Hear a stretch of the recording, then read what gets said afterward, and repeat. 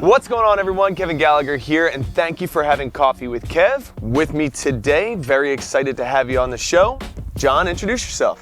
Thank you, Kevin. I'm John Kirby. I'm reside in Bensalem, and I work for Philadelphia insurance companies. Very cool. And today, the second time in the history of Coffee with Kev, we've gone off format. There's no coffee to be had. Coffee, where's the coffee? Hello, coffee?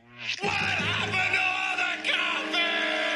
Are you not normally a coffee person in the morning? You know, I don't think, I probably had about 5 cups of coffee in my entire life. So, actually 2 of them were just 2 weekends ago, but other than that, I am not a coffee drinker. I think I had 5 cups of coffee this morning, so I did enough for both of us. And who's joining us today? This is Oliver Kirby. He is, he'll be 6 in October, and even though he's my daughter's dog, she picked him out, he's probably my best buddy. So why don't you tell us your claims journey? How did you end up at Philadelphia Insurance? Well, I've been in claims my entire life. Out of college, other than working for a department store security. Shortly after that, was hired by Ohio Casualty. I hate to say it, in 1988. I was 7 years old. And started out as a field adjuster, multi-line. Worked there approximately 13 years. And my boss, actually, who works at Philadelphia, actually worked at Ohio Casualty as well. And he knew I was very passionate about my claims.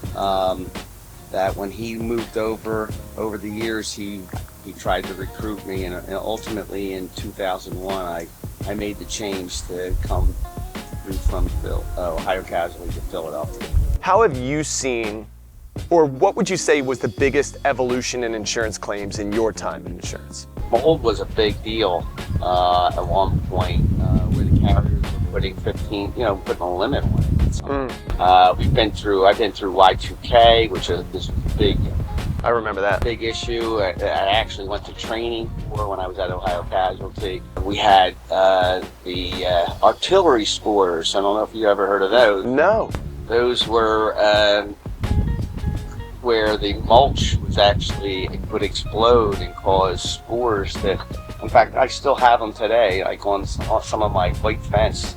The spores, they put this like liquid spot on and it's a black spot on your fences that people were making claiming it was from the landscapers' lawnmowers and stuff like that. Wow. And then we had Chinese drywall. I remember the Chinese drywall. It's just you always have to evolve. You always have to be open-minded to change to be successful. Other than me here on Coffee with Kev, Smoothies with Kev, what is one historical figure that you would like to share a conversation over smoothies with? I think Ronald Reagan was always a fan of mine. I was always a fan of his. I just think he did things the right way, no matter what political party you're from. He was pragmatic. He's a great president for us.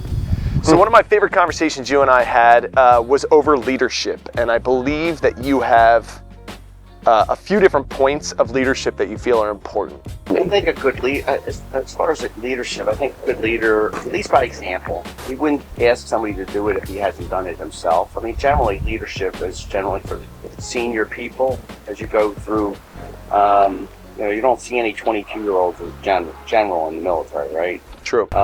So it's you have a lot of experience, wisdom, but you're transparent. You're an effective communicator. You need your team to be all on the same page. And you need to have established goals. Your team needs to be working toward that entire goal. And so if you're not communicating effectively, you got everybody doing things differently. So I want to talk cohabitational claims for a second. What would you say are the biggest challenges that people face in a cohabitational claims environment? So the biggest challenges is, again, making sure everybody's in the loop. You've got unit owners who have a different insurance company, and then you have you know, typically you have the association's carrier as well. Oftentimes the bylaws within the association will help determine what insurance company pays for what when you have damages that are in a particular unit. You need to, you can't just have an adjuster who's fairly new without making sure they're well trained in that aspect. And then making sure you're dealing, the biggest challenge is you got sometimes you have multiple units involved, and you got multiple carriers, multiple unit owners, and and it's making sure that the flow of communication is always, everyone's in the loop. All right, you may not realize this. So many people who talk to me that bring up your name talk about the volunteering that you've done and often feel inspired to go and volunteer themselves. So my question is, what is the driving factor in your life for the volunteering that you do, for the giving back? Driving force to get to heaven.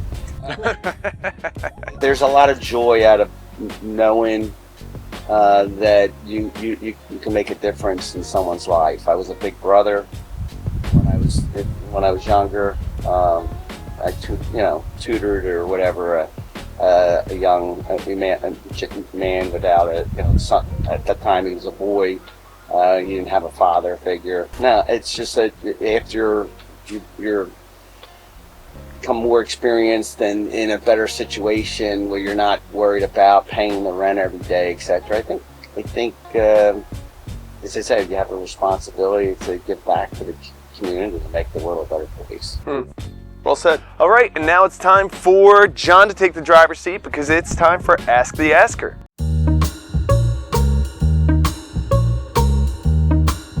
This is where you get to ask me anything you want. So I see you with the camera and the microphone and everything, and that's something I also enjoyed doing when I was in high school. I'm like, what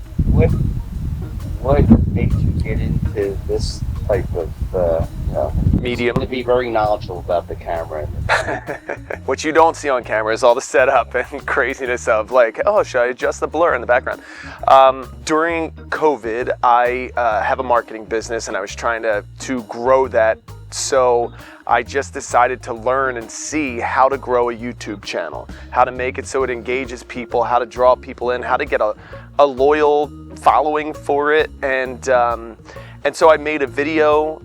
I made a short video every single day. It used to be kind of a jibber jabber quote from some celebrity, and then I would make longer videos twice a week. And because it was COVID and we weren't able to leave the house, there's only so many sales calls you can make in a day.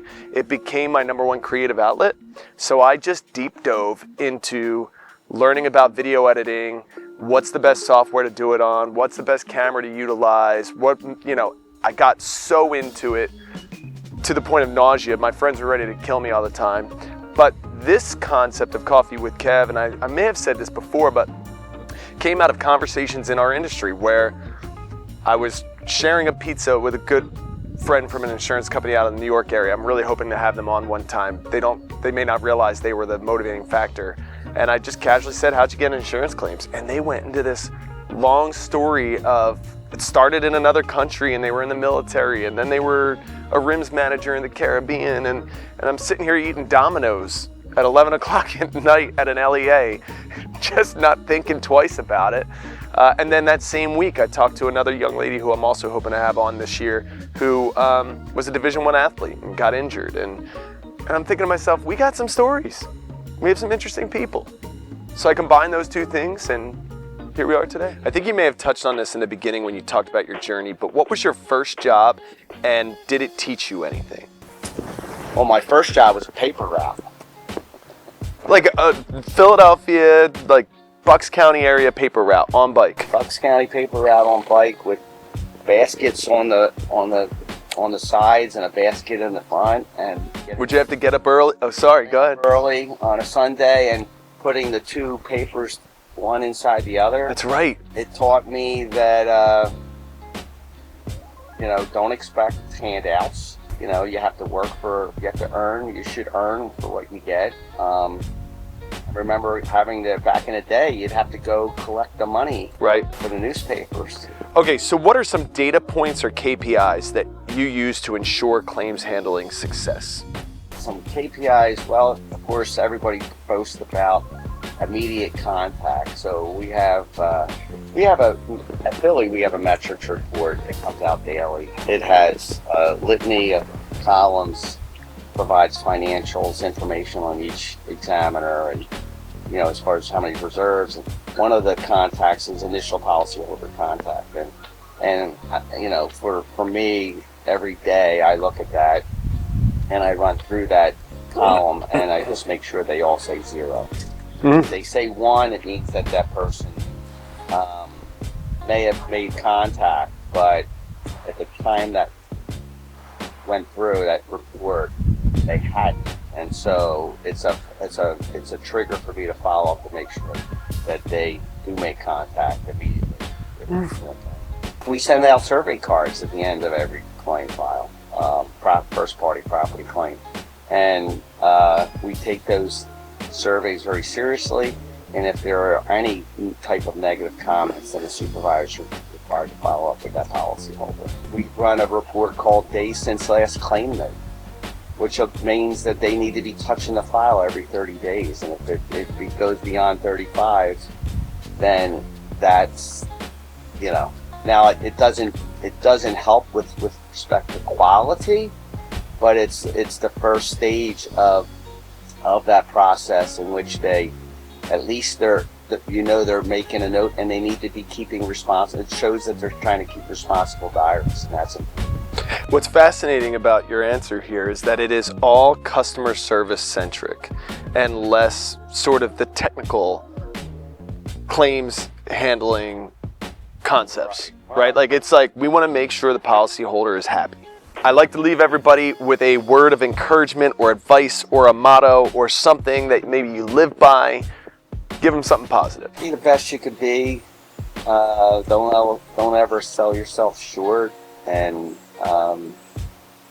do unto others as you would have them do to you.